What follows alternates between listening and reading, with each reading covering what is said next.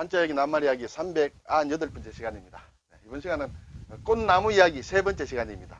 네, 오늘은 뭐 영산홍이라든지 철쭉이라든지 선인장, 동백 이러한 것을 가지고 한번 그 한자로 된 꽃나무 이야기를 한번 살펴보겠습니다. 이것은 영산홍입니다. 영산홍 많이 보죠? 아주 예쁘죠? 영산홍. 이것은 영산자, 자색이다. 뭐 그런 것이 모양입니다. 이것은 영산백이다. 영산이란 말이 붙죠.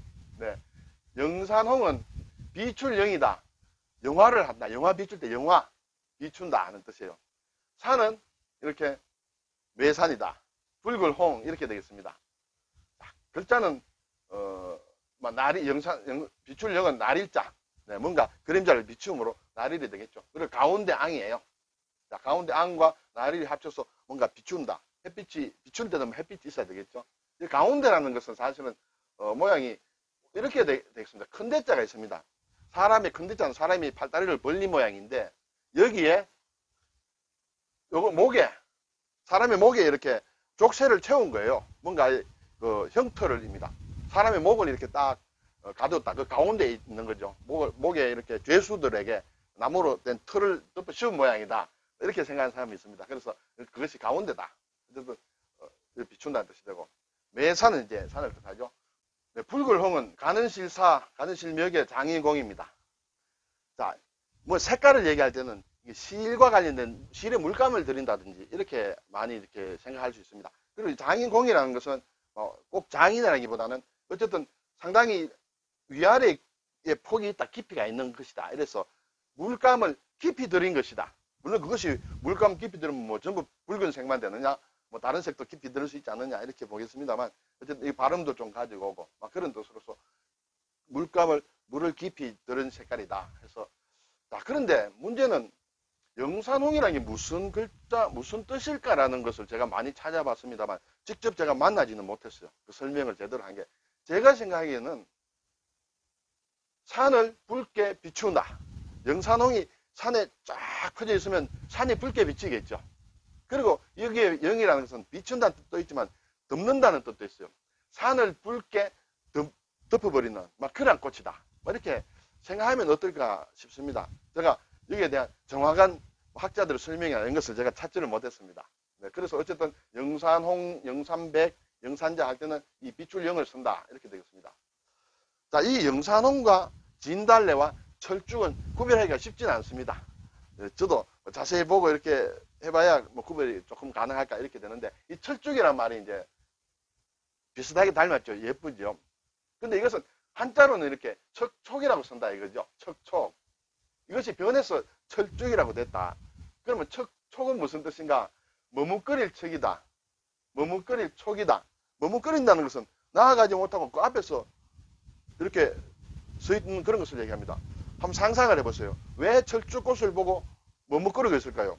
그러니까 두 가지를 생각할 수 있겠죠. 첫째, 너무 예뻐서 발걸음은 떨어지지 않는다. 또 두 번째, 우리가 진달래는 꽃잎을 따서 먹기도 하는데 철쭉은 이렇게 독성이 있어서 못 먹는 것이죠. 참꽃이 아니고 개꽃이라고도 합니다만, 그래서 이것을 먹으면 나아가지 못하고 비틀비틀거린다. 경우에 따라서는 양철쭉이라는 이름도 가지고 있는데, 양이 이 철쭉을 따먹으면 나아가지 못하고 죽는다. 뭐 그런 얘기도 있다고 합니다. 어쨌든 뭐 너무 예뻐서 못 가는지 아니면 먹고 이렇게 독성 때문에 비틀거리는지 모르겠습니다만 이게 척촉이라는 말에서 온 것이다. 자, 두 번째 이제 선인장에 대해서 한번 보겠습니다. 선인장, 일종의 우리가 사보테인이라고도 하는데 이렇게 많이 있습니다. 모양이 사실은 여러 가지 종류가 굉장히 많은 것 같아요. 자, 선인장은 한자로는 신선선 사람인 손바닥장이다 이렇게 되겠습니다.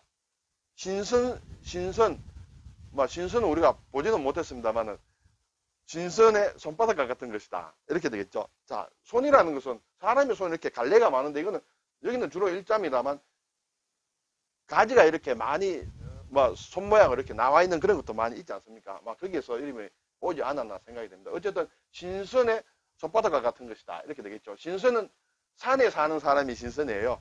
네. 그리고 손바닥 장은 구별하기가 조금 어려운데 오히려 상자가 위에 있다. 그리고 손수자다 이렇게 되겠습니다.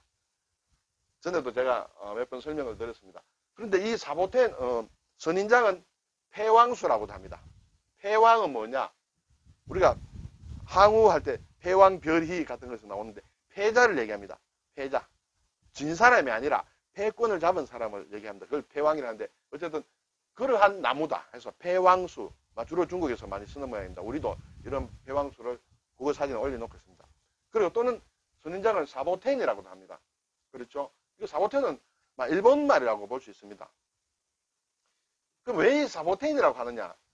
혹시 연배가 되신 분들은 옛날에 저는 그렇게 경험이 있어요. 우리 어릴 때는 비누를 가지고 4분이라 그랬어. 4분이라는데 원래 말은 일본 말로 샤본이라고 해요. 샤본. 그 4분질을 한다. 4분으로 씻는다. 이렇게 얘기를 했는데 그것과 관련된 것이 사보텐이에요.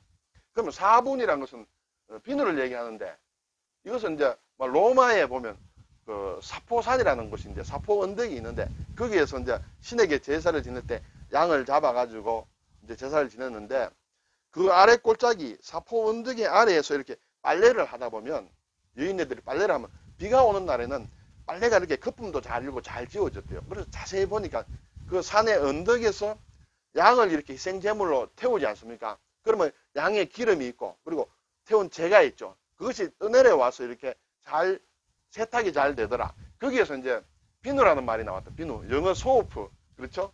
소프라는 말이 이제 사포 언덕에서 나왔다. 그것이 일본에 들어가서 일본식 발음으로 이제 샤본이 된 것이에요. 그런데 이 선인장이 일본에 들어왔을 때 보면 처음에 그걸 들여온 사람들이 중국의 남쪽 지방의 사람이라고 하는데 그것을 들어온 사람들이 보면 이 선인장을 이렇게 잘라서 그 진액이 나오지 않습니까? 그 진액을 가지고 이렇게 뭔가 옷에 묻은 것을 지운다든지 또는 바닥 일본식으로 얘기하면 다다미 같은 것을 이렇게 때를 지운다든지 하는 것을 보고 이것은 사본과 비슷한 것이다. 사본의 역할을 하는 그런 물건이다 해서 이름이 바뀌어서 이제 사보텐이라고 된 것이에요. 그래서 일본에서는 이제 선인장을 사보텐이라고 한다. 우리나라도 많이 쓰는 그런 말이 되겠습니다. 쓸데없는 얘기가 좀 길어졌나요?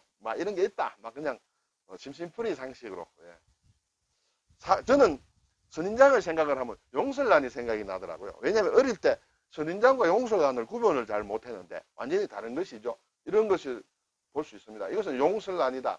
용의 혓바닥과 같이 생긴 또는 난초처럼 생긴 것이다. 이렇게 되겠죠. 이 용설란. 예. 그때는 용용자를 쓴다. 예. 자, 세 번째 이제 마지막이 되겠습니다. 동백꽃. 동백꽃에 대해서 한번 살펴보겠습니다. 한자로는 겨울동자, 나무 이름 백을 씁니다. 네, 겨울동은 이렇게 뒤져서 올치의 얼음입니다. 가장 마지막에 오는 계절, 얼음이 끼는 계절이 겨울이다. 이렇게 되겠죠. 이것은 사실은 원래는 시를 이렇게 매듭을 지은 모양이다. 실은 매듭을 지었다는 것은 다 끝났다는 것이죠. 그래서 마지막과 관련된 글자다. 나무 이름 백이다. 이렇게 되겠습니다. 어떤 글자에 나무목이 붙으면 나무 이름을 가리키는 경우가 많고 물숫자가 붙으면 강의 이름을 가리키는 경우가 많고 불조를 붙이면 식물의 이름을 가리키는 경우가 많다. 이렇게 볼 수 있습니다.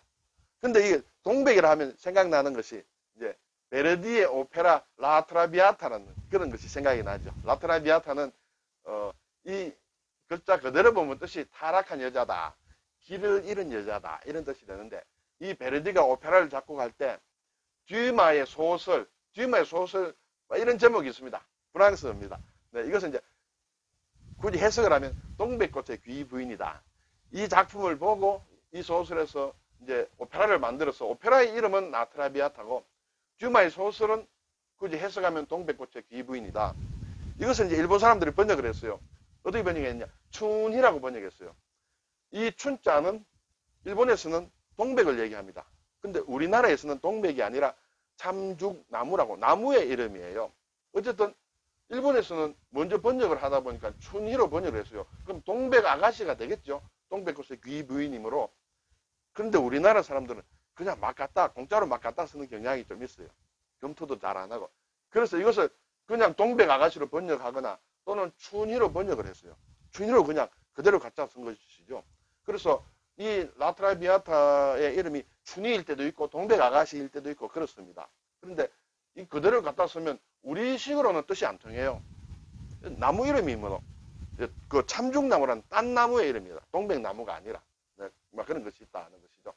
근데 중국에서는 보니까 제가 참고로 보니까 산다화라고 얘기를 합니다. 동백꽃을 산다화라고 한다. 이렇게 되겠어요.